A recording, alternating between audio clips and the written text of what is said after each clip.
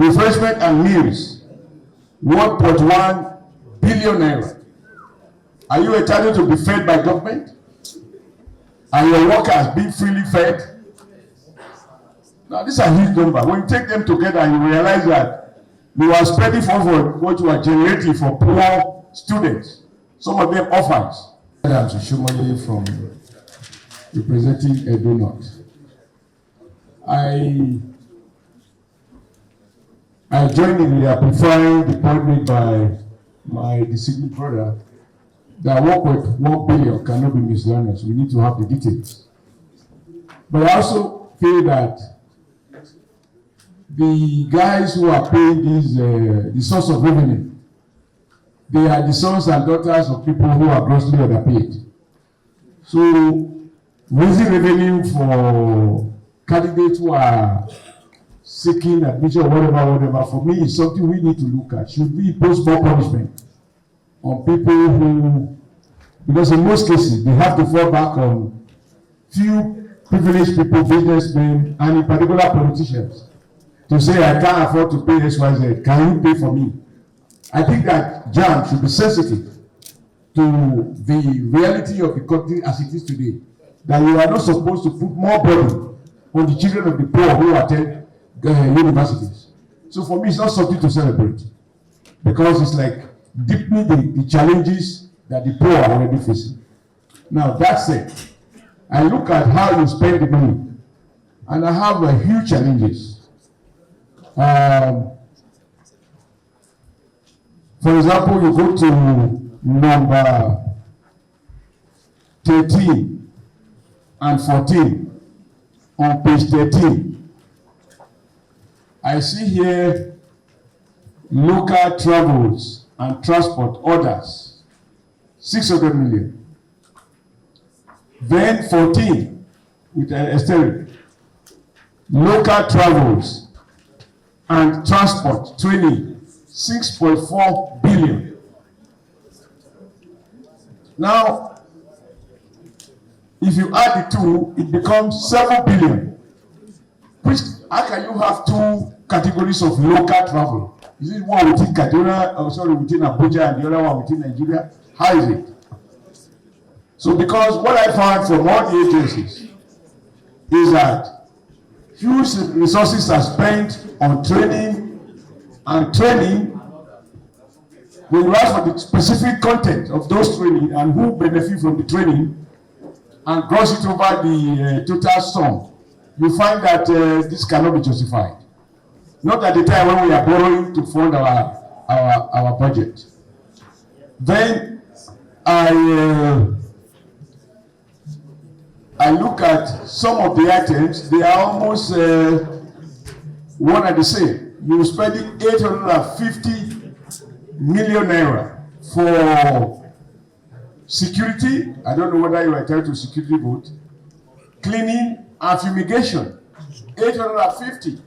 Even if you live in a farm, do you need this kind of money to, what are you fumigating? I guess snakes or mosquitos that will consume this amount?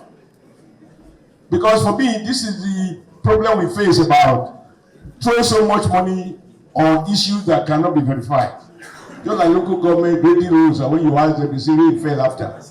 And so you cancel it. Then refreshment. Refreshment and meals, 1.1 billion naira. Are you entitled to be fed by government? Are your workers being freely fed? Now, these are huge numbers. When you take them together, you realize that you are spending for what you are generating for poor students, some of them orphans. Then we need to be more critical about how you spend. My general impression is that there is a level of luxury spending and things that are neither here or there. I see here, and I think next time we should have the privilege of having these documents in advance so that we can do proper. Now you have staff housing scheme, 1 billion. Is the federal government still providing housing? What happened to Obasanjo's monetization policy? So you are building houses, you are into construction. And if you do, are your staff members not entitled to housing allowance? Is it not built into the salary system? Then you have another loose word, staff welfare. I was going to assume that the 1.117 billion that you are spending on refreshment and meals is part of the welfare. But I will need to be educated about the meaning of staff welfare, which is 1.2 billion. And don't misunderstand me, anything that goes to the real workers, I have no problem. Except that when you go to the definition of staff and who benefit from this quote and unquote welfare, the outcome might be totally different. Then the last one, page 14, you have construction of cubicles, furniture and supply installation and networking of one, computer systems. I'm like, what is the lifespan of a computer? Do you buy them every year? If you look at your last year expenditure, these items were there. Then you have a procurement of office equipment, 120 million. What happened to the one you procured last year and the year before? What is the lifespan of this equipment? What is your depreciation policy? And lastly, Chairman, so I don't take too much time,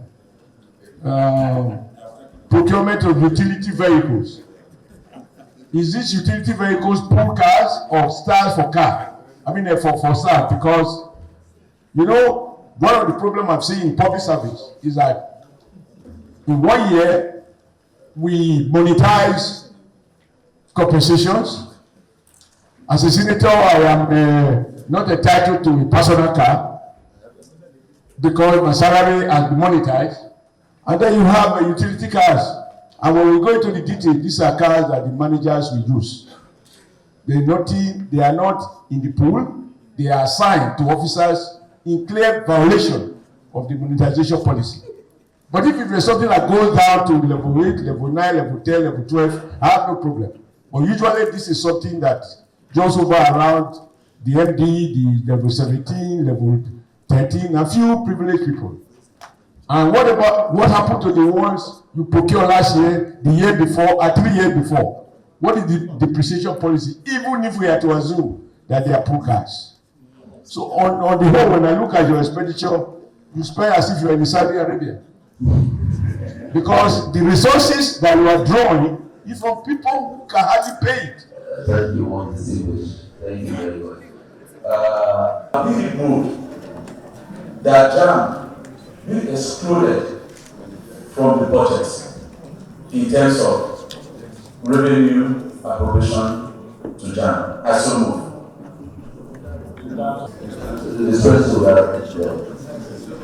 So who is seconded? Is there any seconder here? So there is no seconder.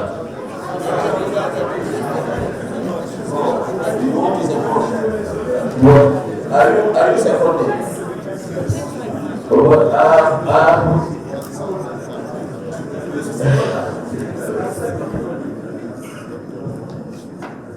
Colleagues, I remain Marie Enenyete Ebikake, representing the wonderful people of Brass Nembe Federal Constituency and from Bayelsa State. Mr. Chairman, Co-Chairman, I rise to second the motion that JAMB should be excluded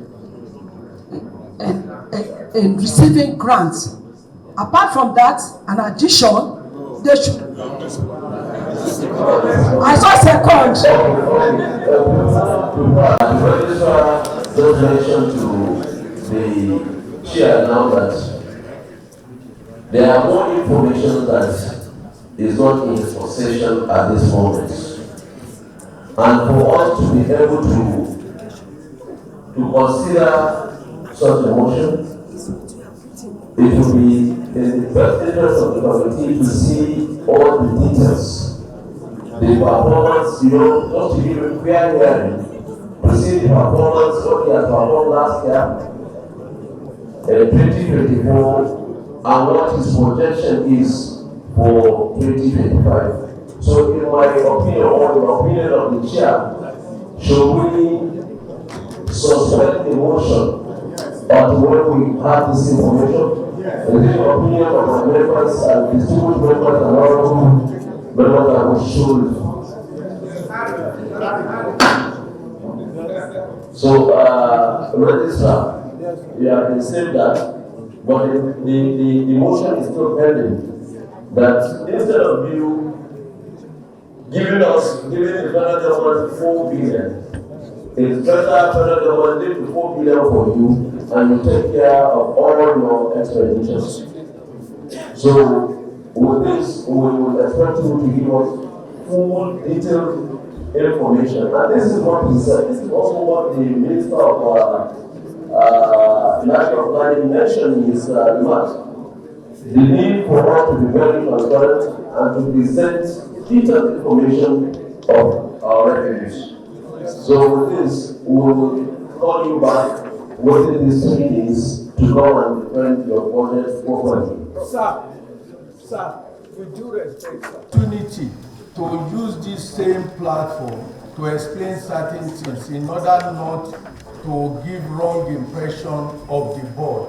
For instance, about issues raised about food, we are not spending 1.1 on food, and so on. We need to explain. We Registrar, when you bring the full details of your expenditure and everything, we'll be able to make a judgment out of it. My fear is that the press will go with this wrong impression. It is important for me. Chairman, sir, it is important.